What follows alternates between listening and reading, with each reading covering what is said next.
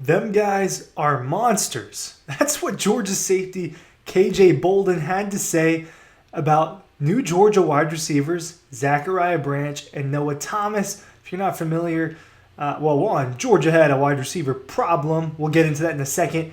In 2024, Kirby Smart and his staff identified that. They went, hit the transfer portal. They got Zachariah Branch, former five-star receiver. They took him from USC. And they went out and got Noah Thomas, 6'5", 6'6" frame from Texas A&M, a jump ball guy who I think is more than just a jump ball guy. I'll get into that too. Ryan Curley from Dawg Post talking about what KJ Bolden had to say about Georgia's wide receivers. So it was pretty notable in 2024. It is something that was a part of the conversation, I would say, starting in October on a weekly basis, and it was that Georgia's wide receivers led the country in drop passes. And they finished the season doing so.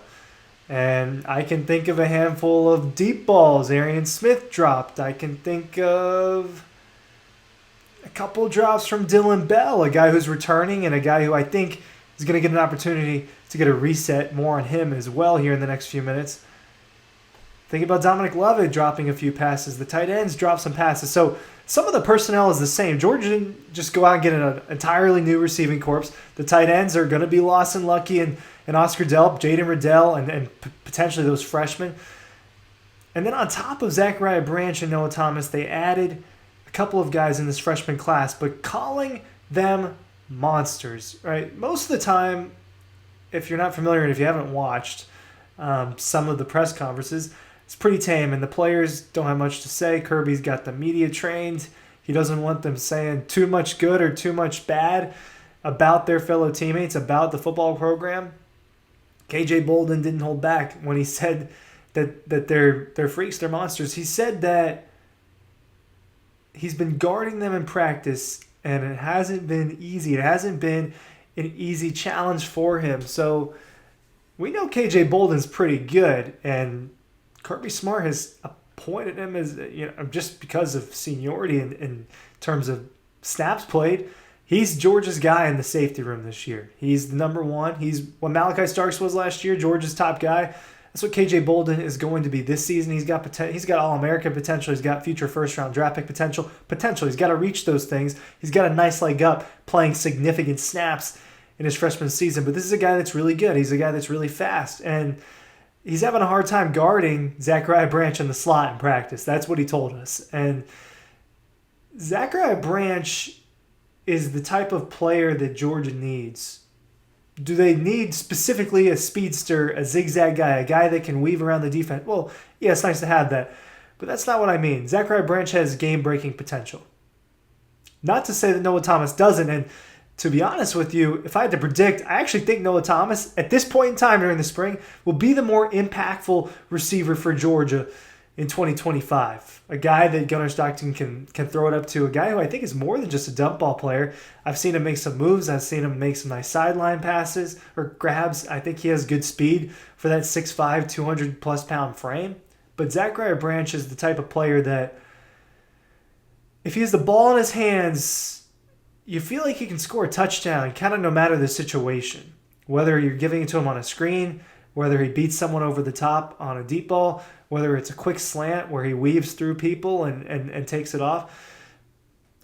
He's that kind of football player. Now, a little underutilized at USC. I've actually seen USC and I guess former Pac-12 and Big Ten fans.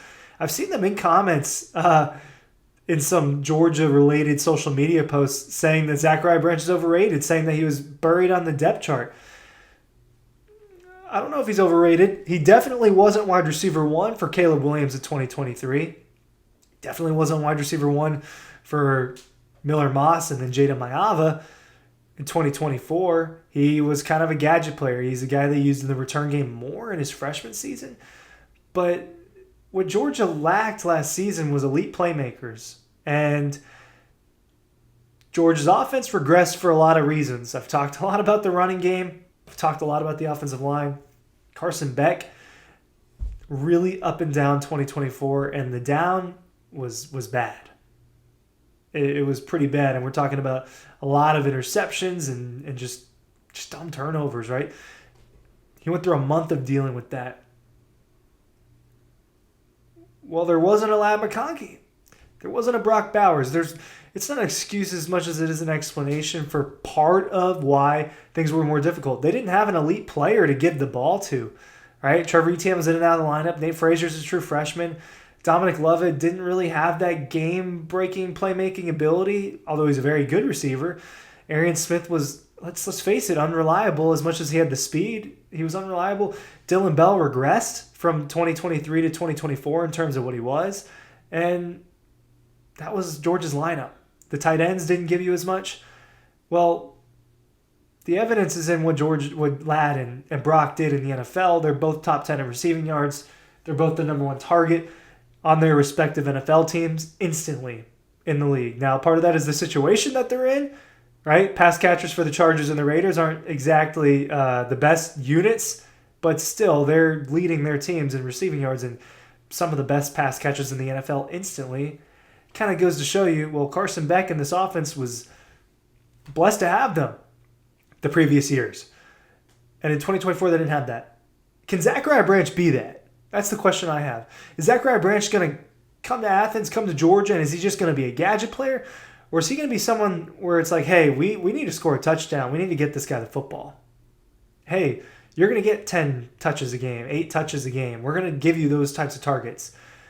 I do think that what you'll find this season, and I'm assuming it's going to be Gunnar Stockton, every sign is pointing towards Gunnar Stockton as Georgia's starting quarterback. What I do think you'll see is that Georgia's going to emphasize running the football more. In practice, they're trying to get better at doing that. I think that they're embarrassed that Georgia was kind of up against its brand last year, not running the ball really well, and I think that the passing game struggled because of it. So I think you're going to see more running. Part of that is you're going to see some running with Gunnar Stockton. I think you're going to see a lot of Nate Frazier. Chauncey Bowens is my prediction for someone who will emerge as potentially RB2 behind Nate Frazier. But those things should make it easier. But they need people on the outside that can make plays. Branch is the type of guy who can take it for a touchdown. Noah Thomas is the kind of guy where if you're in the red zone, you can throw it up to him. And now Georgia is starting to get a lot of red zone targets. Kobe Young has returned to Georgia, right? After dealing with an arrest, dealing with a suspension. He's back, and doesn't seem like there's going to be a limitation there. So between him and Noah Thomas and the tight ends, Georgia's got a lot to work with in the red zone. Dylan Bell's going to play some running back, and he's going to be a receiver. Can he get back to what he was? Can you combine that with Zachariah Branch? Now, behind all those guys, because I think those are going to be the primary guys, Scovie White, I believe, is someone that can make plays. You saw it at G-Day. You saw it in some garbage time this past season.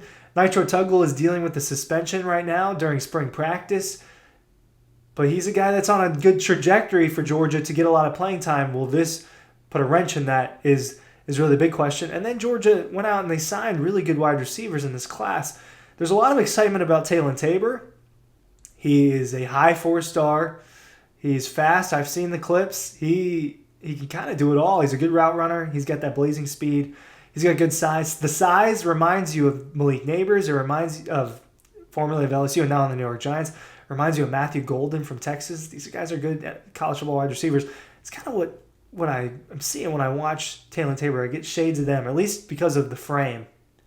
C.J. Wiley, another big receiving target. Landon Rolden has gotten some good buzz coming out of spring practice. Insiders have liked what they've seen out of Landon Rolden, local kid, North Oconee, wearing Lab McConkey's number 84. Another white receiver wearing number 84. Not to bring race into it, but that's what people are going to associate when they see Landon Rolden. And all of a sudden, a situation that seemed gloomy from last season looks like it's going to be better in 2025. And you want it to be. Why? Gunnar Stockton is probably your guy. If not, it's Ryan Puglisi. Either way, neither of them have played a lot of college football. Not real game reps.